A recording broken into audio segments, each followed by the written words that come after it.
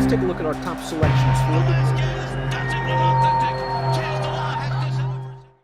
Hi, everyone. 2 stakes races on Saturday at Santa Anita. The Grade 3 San Simeon for turf sprinters and the Grade 1 Beholder Mile that features the comeback of champion 3-year-old filly of 2020, Swiss Skydiver, returning to action after a troubled trip in the Breeders' Cup Distaff. We're going to take a look at those 2 races, the San Simeon and Beholder, in separate segments. And we'll start off with the San Simeon, and a warning right up front. It has been wet this week in Southern California. Thank goodness, we need the rain. But the turf course this weekend is likely to be something short of firm, and it should have some considerable give in the ground.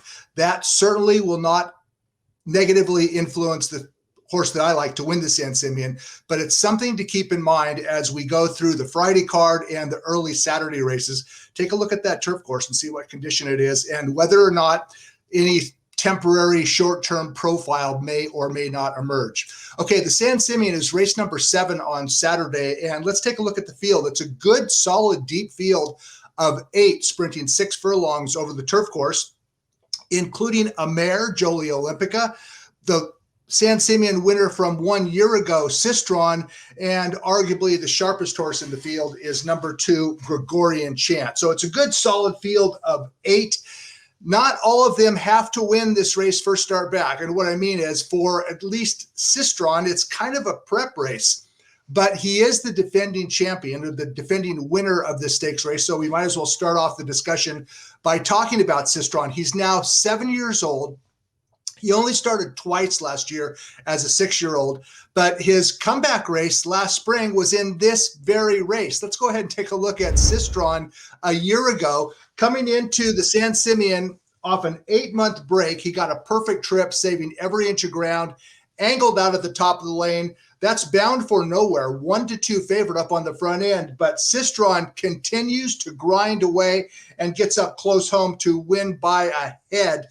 Very exciting stretch run. That was Sistron. He started one more time, and then he went off behind, and trainer John Sadler and owners Ronus Racing gave him the rest of the year off. I don't think that was by design. They would have liked to have raced him through a 6-year-old year, but he's back at age 7. Sadler believes that he is training as well as he ever has. He won this race a year ago off a comeback. He's coming in off a 10-month break this time. The thing about Sistron is this: even though he has won on grass, even Sadler believes that Sistron is a better horse on the main track. I agree. He won the 2019 Bing Crosby Stakes at Del Mar. The Bing Crosby is typically the strongest sprint race of the year in California. So this is a comeback race for Sistron. Not that he can't fire off a comeback. He did a year ago, but with a little bit of give in the ground, you wonder if maybe Sistron might want things a little bit more firm and or fast. I respect him. I think he can definitely hit the board. He could even win the race. And so could Jolie Olympica, a mare against the boys.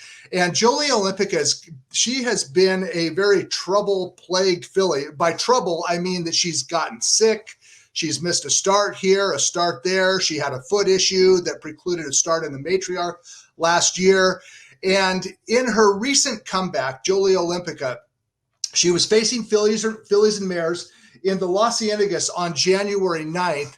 And the manner that the running style that she employed, to me, was somewhat disconcerting.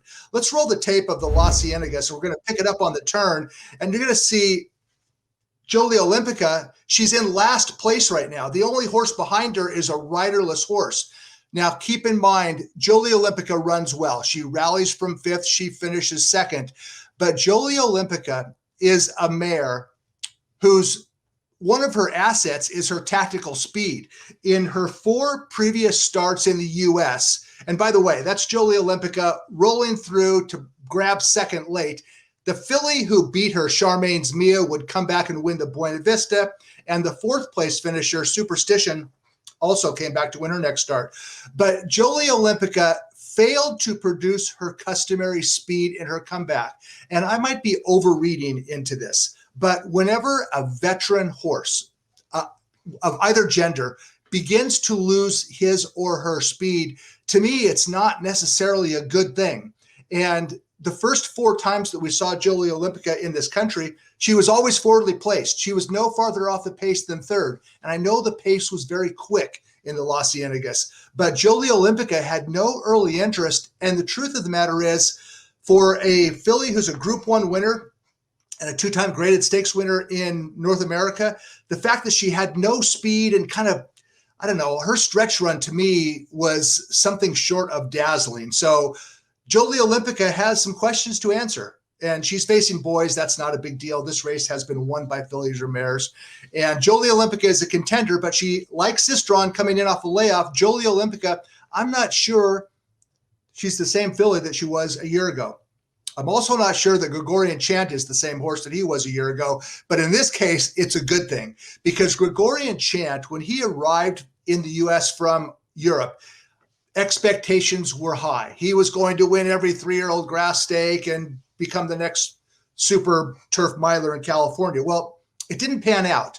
And trainer Phil D'Amato gelded him last year, gelded Gregorian Chant, and he wanted to run Gregorian Chant 6.5 down the hill. We don't have downhill turf races anymore at Santa Anita, and the only options were to run 5 or 5.5. That's too short. So D'Amato continued to run him 2 turns, and Gregorian Chant ran okay.